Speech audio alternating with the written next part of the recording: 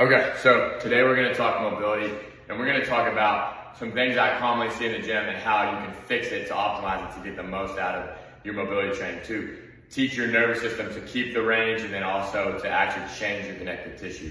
So to do that, we know that we have to apply more stress over time, right? So that the nervous system and the body actually even gives a shit about the signal. So with that being said, usually I'll see something kind of like this, which is good. It's good warm up, good blood flow. I mean, they're moving their body, right? But there is no form of progression. So how do you expect to get more flexible if you're not telling the body to get more flexible, right? That's just, again, a good warm up. So if I'm doing this exercise for mobility, just using this one as an example, this is gonna be applied for anything, right? I want to make it pretty tough. So if I go here, okay, yep, I can feel that pretty good in the pec tissue front delt, but I can go a little more. Okay, so I'll walk my hands in. So the more I walk my hands in, the harder it's gonna be.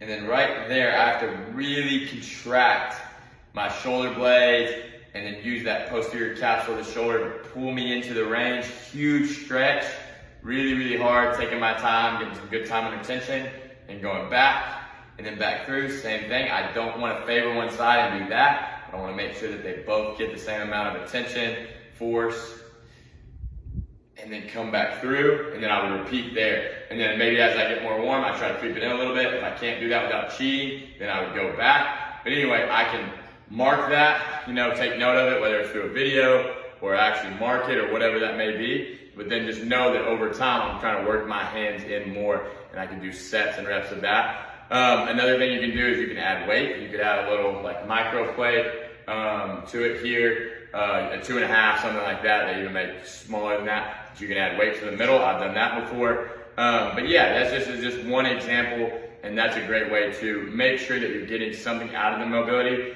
to where, again, the body cares about the signal so that you get an adaptation.